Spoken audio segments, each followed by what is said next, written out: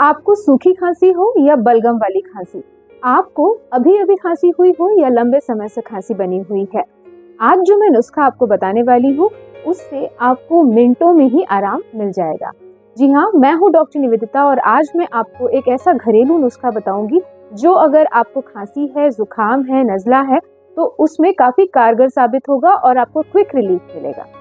जी हाँ, अगर हम बात करें बदलते हुए मौसम की या फिर अगर हम बात करें किसी भी बड़े उम्र दराज आदमी की, बच्चे की, तो वो सभी खांसी जुकाम से जरूर पीड़ित हो रहे होते हैं, हर महीने में 1 या 2 बार या फिर साल में 1 या 2 बार, लेकिन कभी ना कभी उन्हें खांसी जुकाम जरूर होता है। कई लोगों को ये क्रॉनिक प्रॉब्लम भी होती है और वो खांसी के सिरप ले लेके, टैबलेट्स ले लेके थक जाते हैं, पर उनकी खांसी बंद नहीं होती, कम नहीं होती।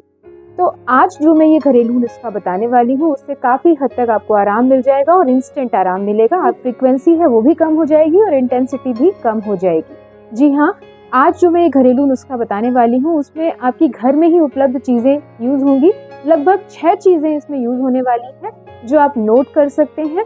पहली चीज है इसमें काली मिर्च। जी हाँ, आपने सुना होगा जिसको भी खांसी आती है उसे बोल देते हैं काली मिर्च चबा लो, उससे आराम मिल जाएगा, क्योंकि ये इंस्टेंट रिलीफ देता है और आपको एंटीबायोटिक की तरह भी ये रिलीफ देता है। आयुर्वेदिक एंटीबायोटिक की तरह आप इसे यूज कर सकते हैं। उसी के साथ साथ इन्फ्लेमेशन में काफी हद तक आपको रिलीफ देता है, कहीं पे भी सूजन है वहां भी आराम आपको देता है।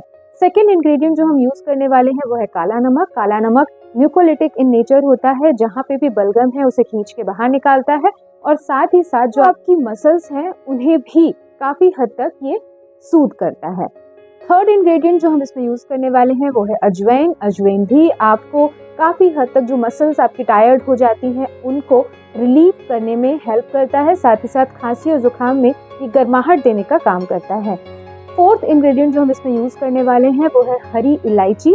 जी हाँ, हरी इलायची भी आपके गले की मसल्स को सूद करती है, जो आपका म्यूकस है उसे निकालने में आपकी मदद करती है। Fifth and most important ingredient है जिंजर। जी हाँ, जिंजर की अगर हम बात करें तो ये एंटी इन्फ्लामेटरी है, आपको एंटीबायोटिक की तरह भी आप इसे यूज कर सकते हैं, एंटी इन्फ्लामेटरी भी है। तो जिंजर के अंदर बहुत सारे गुण पाए जाते हैं और ये क्विक रिलीफ देने में आपको बहुत ज्यादा हेल्प करता है अगर आपको खांसी है तो। अब आपको करना क्या है? जी हाँ, एक के बाद एक आपको मैं इंग्रेडिएंट्स के बारे में बता चुकी हूँ। अब आपको कितना लेना है और उसे कैसे उपयोग करना है हम ये जान लेते हैं।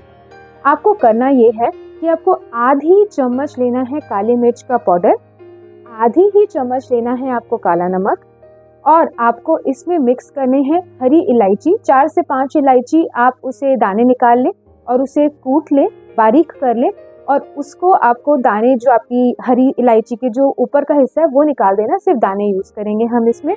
इसके साथ में आपको 4 छोटा चम्मच घिसा हुआ अदरक लेना है और उसके साथ में आपको लेना है अजवाइन आधी चम्मच। आधी चम्मच अजवाइन आप एज इट इज भी ले सकते हैं या चाहे तो भून के उसका पाउडर बना के ले लें। अब इन सारे इंग्रेडिएंट्स को आपको मिक्स कर लेना है प्रॉपरली और अब आपको लेना है गुड़। जी हाँ, गुड़ भी म्यूकोलिटिक इन नेचर होता है और ये आपको हेल्प करता है कफ को बैलेंस करने में, कफ को बाहर निकालने में। तो आपको करना क्या है, गुड़ को आपको धीमी आंच पे थोड़ा पकाना है। इतना पकाना है कि वो थोड़ा लिसलिसा हो जाए, पतला हो जाए, उसे जलाना नहीं है, हाई आंच पे नहीं गरम करना है, सिंपल बस उसे लिक्विड बन जाए, वो गुड़ पिघल जाए उतना गरम करना है और उसके बाद बंद कर देना है गैस को। जब गुड़ ठंडा हो जाए उसमें ये सारे इंग्रेडिएंट्स आपको मिक्स करके रख लेने हैं और इसकी छोटी छोटी गोलियां बनानी है आपको, जैसे टैबलेट के फॉर्म में या फिर आप चाहें तो इसे एज इट इज भी आप रख सकते हैं, जैसे च्यवनप्राश होता है वैसे स्टोर करके। और आप इसका यूज कैसे करेंगे, आधा चम्मच इसे सुबह और आधा चम्मच शाम को लेना है गर्म पानी के साथ। आप इसे चाहें तो SOS भी ले सकते हैं, यानी कि खांसी जब ज्यादा उठ रही है तब भी ले सकते हैं, या आप इसको नॉर्मली 1 से 2 बार दिन में लेना है आपको। अगर ज्यादा खांसी है तो 2 बार, अगर कम खांसी है तो 1 बार लेना है। अगर आपको क्रॉनिक खांसी है तो आप इसको 5 से 7 दिन तक लगातार ले लें। आप देखेंगे कि काफी हद तक आपको रिलीफ मिलना शुरू हो गया है। एक जो ध्यान देने योग्य बात यह है कि आप 10 साल से छोटे बच्चों को ये दवाई ना दें। 10 साल से बड़े बच्चे यानी 10 से बड़े और 16 से छोटे जो बच्चे हैं वो इस मेडिसिन को ले सकते हैं। उनको प्रॉपर्ली कैसे लेना है, जस्ट इसकी डोज आधी कर देनी है, यानी कि जब हम बड़ों को आधा चम्मच दे रहे हैं तो छोटों को आप 1/4 चम्मच दें और अगेन उसे आप गर्म पानी से ही देंगे, सुबह शाम या दिन में एक बार या SOS जैसे भी आपको देना है रिक्वायरमेंट के अकॉर्डिंगली दे सकते हैं। और सबसे इम्पॉर्टेंट ये है कि इसमें आपको खट्टी चीज़ों का थोड़ा परहेज करना चाहिए, ठंडे पानी का, फ्रिज की रखी हुई चीज़ों का, या फिर आप खट्टे फलों का अवॉइड करें इन चीज़ों को। आप देखेंगे कि आपकी जो परेशानी है वो दिन प्रतिदिन कम होती जा रही है। तो इस वीडियो में मैंने आपको बताया कि किस तरीके से आप खांसी से निजात पा सकते हैं एक सिंपल से घरेलू उपाय से।